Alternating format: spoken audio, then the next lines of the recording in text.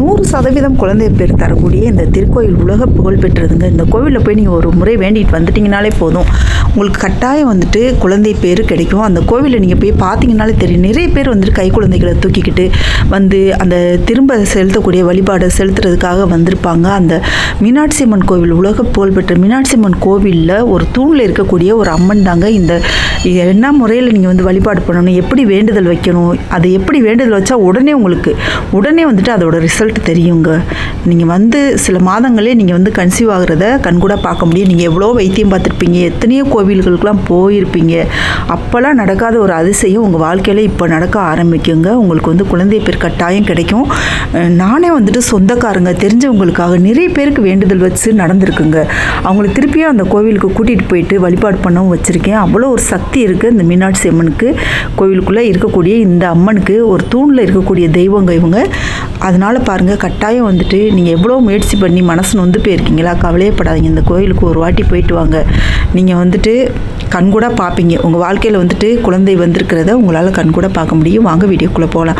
அதுக்கு முன்னாடி ஒரு சின்ன விஷயங்க, இந்த வீடியோக்கு நீங்கள் பண்ணக்கூடிய ஒவ்வொரு லைக் தான் எனக்கு பண்ணக்கூடிய ஒரே ஆதரவு, சப்போர்ட். ஸோ இந்த வீடியோ பிடிச்சிருந்துச்சுன்னா லைக் பண்ணி சப்ஸ்கிரைப் பண்ணிக்கோங்க. உங்களோட மேலான கருத்துக்களை கமெண்ட்டில் பதிவு பண்ணுங்கள். உங்களுக்கு எந்த ஸ்டார் ரேட்டிங் எத்தனை கொடுக்க முடியுமோ அத்தனை ஸ்டார் ரேட்டிங் கொடுத்துக்கோங்க. நம்ம சேனலில் நிறைய பூஜா வீடியோஸ், தெய்வ வழிபாடுகள், வெளி உலகத்துக்கு தெரியாத வழிபாடுகள் நிறைய இருக்குங்க. வேணால் செக் பண்ணி பார்த்துக்கோங்க.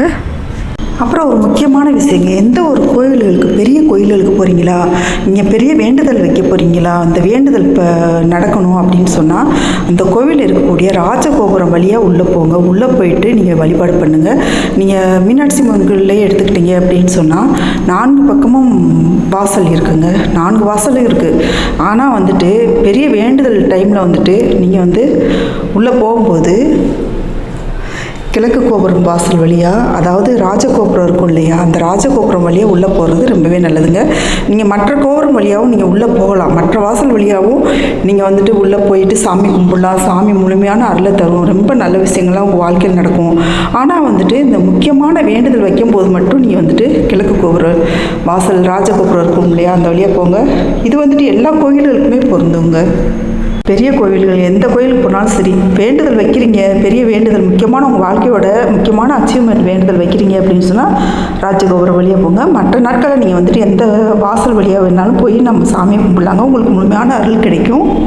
அது மாதிரி உள்ளே போகிறீங்க இல்லையா, அந்த ராஜகோபுரம் வழியாக போகும்போது இடது பக்கமும் வலது பக்கமும் முருகனும் விநாயகரும் இருப்பாங்க.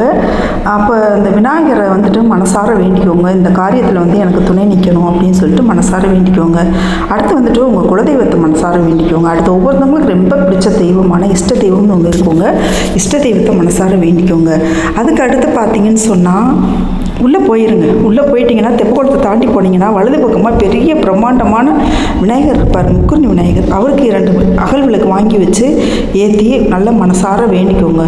நீங்கள் வந்துருக்கக்கூடிய காரியம் வெற்றிகரமாக முடியணும் அப்படின்னு சொல்லிட்டு நீங்கள் இந்த கோவிலில் போய் பண்ணக்கூடிய வேண்டுதல், இந்த குழந்தை பேருக்காக பண்ணக்கூடிய வேண்டுதல் வந்துட்டு பாருங்கள், கட்டாயம் வந்து நடக்குங்க. அந்த கோவில் இருக்கக்கூடிய ஒரு தூணில் இருக்கக்கூடிய அம்மன் தான் அவ்வளோ சக்தி வாய்ந்தது, குழந்தை பேர் தரக்கூடியது.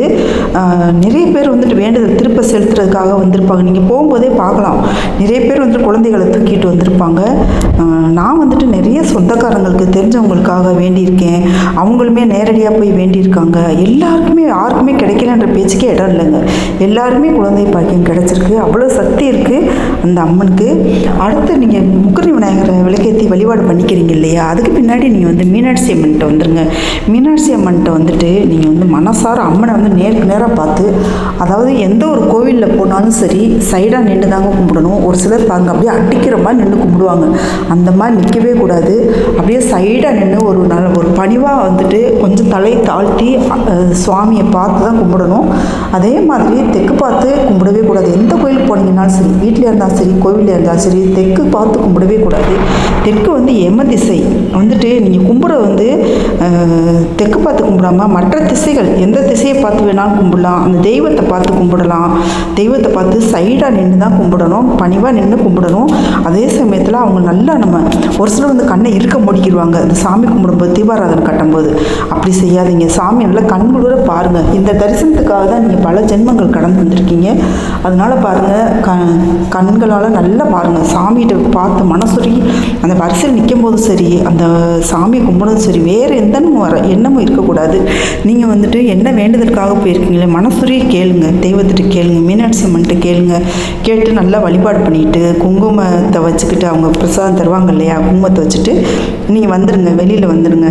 வந்துட்டு சண்டிகேஸ்வரி இருப்பாங்க, அம்மனுக்கு வந்துட்டு இடது பக்கமாக சண்டிகேஸ்வரி இருப்பாங்க. அவங்கள போயிட்டு கை தட்டக்கூடாதுங்க. எந்த ஒரு சண்டிகேஸ்வரருக்கும் தியானத்தில் இருப்பாங்க. அவங்க தியானத்தை கலைக்கிற மாதிரி, கோபப்படுத்துகிற மாதிரி கை தட்டுறது, அது தெரியாமல் நிறைய பேர் வந்து கை தட்டுறாங்க. கை தட்டக்கூடாது. அவங்கள வந்துட்டு மனசார அப்படியே அமைதியாக நின்று ஒரு வணங்கிட்டு அதுக்கு பின்னாடி நீங்கள் வந்துடுங்க, வெளியில் வந்துடுங்க. வெளியில் வந்துட்டு சுவாமி சந்நிதிக்கு போயிருங்க. அடுத்து வந்து சிவன் சந்நிதிக்கு போயிருங்க. சிவன் சந்நிதியில் போயிட்டு உள்ளே போயிட்டு சிவனை வந்துட்டு நல்லா வழிபாடு பண்ணிக்கோங்க. அப்பவும் பாருங்கள், நம்மளுக்கு வந்துட்டு அந்த ஒரே எண்ணம் தான் இருக்கும். நம்மளுக்கு வந்து குழந்தை பேருக்காக வந்திருக்கோம், குழந்தை வேணும், தெய்வமே கூட இருந்தே எங்களுக்கு வந்து அருள் பாலிக்கணும், நீங்கள் வந்துட்டு எங்களுக்கு குழந்தை பேர் கிடைக்கிறதுக்கு துணை இருக்கணும் அப்படின்னு மனசார வேண்டிக்கோங்க. மனசார சிவபெருமானை வேண்டிக்கோங்க. அவர் வந்து சுயம்பளிக்காங்க, அவ்வளோ சக்தி வாய்ந்தவர். இந்த சிவன் இருக்கார் இல்லையா, மீனாட்சி அம்மனும் சிவனும் அவ்வளோ சக்தி வாய்ந்தவங்க. பல வருஷங்களாக அவங்க வந்து பூஜை நடந்து அந்த தெய்வங்கள் வந்துட்டு அவ்வளோ ஒரு நீங்கள் கேட்ட வார்த்தை தரக்கூடிய இடத்துல இருக்காங்க. அவ்வளோ ஒரு சக்தி இருக்குங்க. நீங்கள் ஒரு தடவை வேண்டிட்டு வந்தீங்கனாலே போதும், உங்கள் வேண்டுதல் வந்து கட்டாயம் நடக்கும். நீங்கள் வேண்டிக்கிட்டு அதே மாதிரி சைடாக நின்று சிவபெருமானை வேண்டிக்கிட்டு நீங்கள் வெளியில் வந்துட்டு சண்டிகேஸ்வரர் இருப்பாங்க, அவங்களே அமைதியாக வணங்கிட்டு நீங்கள் வந்து அடுத்து வரக்கூடிய தெய்வம் வந்துட்டு ஒரு தூணில் சுவாமி சந்நிதியிலேருந்து வெளியில் வந்துடுங்க. சுவாமி கர்ப்பகிரகத்தில் சாமியை கும்பிடுங்க இல்லையா, அங்கே சாமியை நின்று வரிசையில் நின்று கும்பிட்றீங்களா, அப்படியே வெளியில் வந்தீங்க அப்படின்னு சொன்னாலே அங்கே விளக்கு விற்கிறவங்களோ இல்லை அந்த பக்கம் இருக்கிறவங்கள்ட்ட கேட்டால் தெரியும். அப்படியே வந்துட்டு எந்த இடம்னு சொன்னால் அப்படியே காளியம்மன் இருப்பாங்க, பிரம்மாண்டமாக காளியம்மன் இருப்பாங்க. அந்த காளியம்மனுக்கு ஆப்போசிட்டில் ஒரு தூண் இருக்குங்க. தூணில் வந்துட்டு அந்த அம்மன் வந்து வடக்கு பார்த்து இருப்பாங்க. அங்கே வந்து விளக்கு எரிஞ்சிட்டு இருக்கும். அவங்களுக்கு வந்துட்டு பட்டுப்பாவாடை கட்டியிருப்பாங்க, மாலை கட்டியிருப்பாங்க, தூணில் தான் இருப்பாங்க அந்த அம்மன், குழந்தை வரம் தரக்கூடிய அம்மன். அந்த அம்மனை வந்துட்டு மனசார வேண்டிக்கோங்க. இது மாதிரி எனக்கு வந்துட்டு குழந்தை கிடைக்கணும், நீதாம்மா வந்துட்டு அருள் புரியணும் அப்படின்னு சொல்லி வேண்டிக்கோங்க. மனசை உருகி வேண்டிக்கோங்க. எந்த அளவுக்கு மனசு உருகி வேண்டுறீங்களோ அந்த அளவுக்கு நீங்கள் மனசு உருகி வேண்டிக்கோங்க. நீங்கள் அந்த இடத்துல பார்த்தீங்கன்னா தெரியும், நிறைய பேர் குழந்தை கிடச்சி அங்கே வந்துட்டு வேண்டுதல் செலுத்த வந்திருப்பாங்க.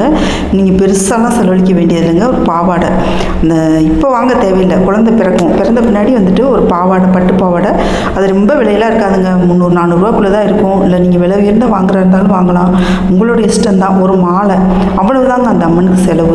நீங்கள் வந்துட்டு இந்த விளக்கு ஏற்றுறது யாராருக்கு ஏற்றணும்னா முக்குருணி விநாயகர் கட்டாயம் ஏற்றணும். அடுத்து மீனாட்சி அம்மனுக்கு 2 விளக்கு தான் ஏற்றணும். மீனாட்சி அம்மனுக்கு 2 விளக்கு, அடுத்து வந்து இந்த அம்மனுக்கு சிவபெருமானுக்கு 2 விளக்கு, அடுத்து வந்துட்டு இந்த குழந்தை பேர் தரக்கூடிய அம்மன் இருக்காங்க இல்லையா, அவங்களுக்கு 2 விளக்கு ஏற்றிட்டு மனசார வேண்டிக்கோங்க. மனசார வேண்டிக்கிட்டு அடுத்து வந்துட்டு அப்படியே வந்துட்டு சுற்றி சுவாமியை சுற்றி ஒவ்வொரு தெய்வங்களாக இருப்பாங்க. சரசு இருப்பாங்க, துர்க்கை அம்மன் இருப்பாங்க, தட்சிணாமூர்த்தி இருப்பாங்க. அப்படி எல்லா தெய்வங்களையுமே ஒரு தடவை வேண்டிக்கோங்க. வேண்டிக்கிட்டு கடைசியாக வந்துட்டு நவக்கிரகத்தை சுற்றிக்கோங்க. நவக்கிரகத்தை சுற்றிட்டு ஏதாச்சும் பிரசாதம், இனிப்பு பிரசாதம் ஏதாச்சும் வாங்கி சாப்பிட்டுட்டு அப்படியே கொஞ்சம் நேரம் உட்காந்துருங்க. உட்காந்துட்டு நல்லா மனசுக்குள்ளே ஃபுல்லாக எங்களுக்கு குழந்தை வர வேணும் அப்படின்ற வேண்டுதல் உங்களுக்கு வந்து நிறைஞ்சி இருக்கணுங்க. வேண்டிட்டு அதுக்கு பின்னாடி நீங்கள் வீட்டுக்கு வந்துடலாங்க. வீட்டுக்கு வந்துட்டு நீங்கள் அடிக்கடி வந்துட்டு மனசுக்குள்ள நினச்சி நீங்கள் வேண்டிக்கிட்டே வாங்க. அப்புறம் பார்த்தீங்கன்னு சொன்னால் கண்டிப்பாக உங்களுக்கு நல்ல செய்தி கிடச்சிருக்கும். கண்டிப்பாக வந்துட்டு நீங்கள் கன்சீவ் ஆகிருப்பீங்க, குழந்தை வரம் உங்களுக்கு கிடச்சிருக்குங்க. இந்த குழந்தை வரம் கிடச்சிருச்சு அப்படி சொன்னால் 30 சென்ட் பின்னாடி எப்போ வேணாலும் போகலாம். 2 வயதுக்குள்ளே வந்து எப்போ வேணாலும் போகலாம். போயிட்டு இந்த வேண்டுதலை செலுத்திட்டு வந்துடுங்க. ஒரு பாவாடை வாங்கி சாமி கட்டிட்டு 2 அகல் விளக்கு வாங்கி அம்மனுக்கு வச்சுட்டு அதே மாதிரி தான் எல்லா தெய்வங்களுக்கும் வந்துட்டு ஒரு வழிபாடை பண்ணிக்கோங்க.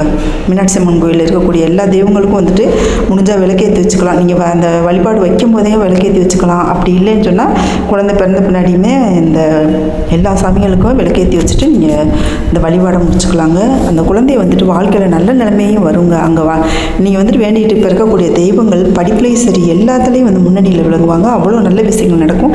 இதை செஞ்சு பாருங்கள்.